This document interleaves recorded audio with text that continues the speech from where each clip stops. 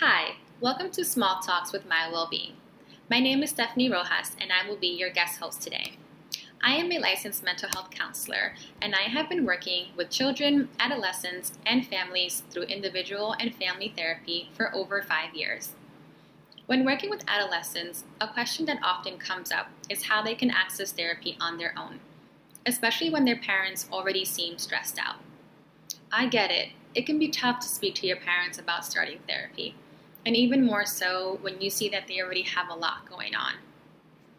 Therapists can help you with many different challenges that you might be facing, whether it is trouble with family, school, friends, bullying, a loss, or painful feelings like anger, sadness, depression, or anxiety.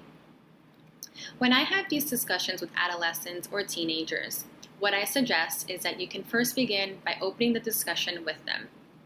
Often, the hardest part about opening up to your parents is starting the conversation. Take some time and decide what you want to say. You might even want to write down your thoughts so that you can communicate them clearly. When you're ready to talk, make sure you and your parents have some time to talk without distractions or rushing off to something else. When you're ready, you can begin by saying something like, I need to tell you something about what's going on with me because I want you to be involved and I think it's important for you to know. I'm struggling with some things at school and I think a therapist could help me. Be clear with them about your needs and ask for their support throughout the beginning as well as throughout your therapeutic journey.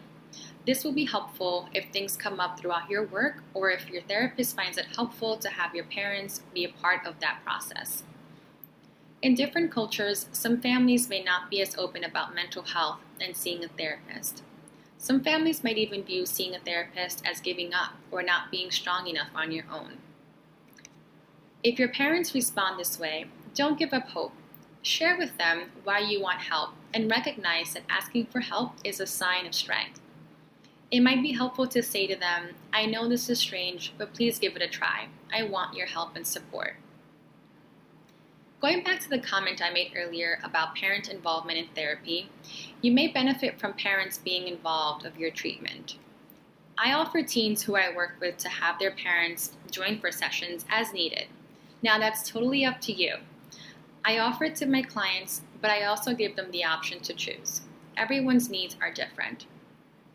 Now, there are times that parents are not open to you going to therapy. This is when it can get tricky, but there is a way to get therapy despite their refusal. An important fact to know is that there are local laws that allow minors to get their own mental health treatment, even if their parents don't provide consent. Laws regarding minors seeking mental health treatment vary from state to state, so be sure to check what the laws say and what applies to where you live.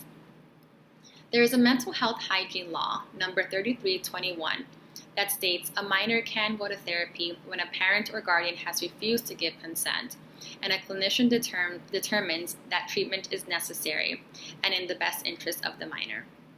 It's important to discuss this with your therapist and discuss the next best steps for you. Lastly, if you need immediate support or if you are in a crisis such as having thoughts of hurting yourself or hurting someone else, there are free resources that you should know that are available to you 24/7. There is a crisis text line at 741-741, as well as New York City Well at 65173 via text or by phone 188-NYC Well, as well as a suicide hotline at 1-800-273-8255, and of course 911. Thank you so much for listening in today. It's been a pleasure. If you'd like to learn more about me, feel free to visit my website at emergentmhs.com. Otherwise, I hope this small talk was helpful for you today. Please comment to add your voice to the conversation and share with friends who you believe would benefit from this small talk today. Looking forward to seeing you soon.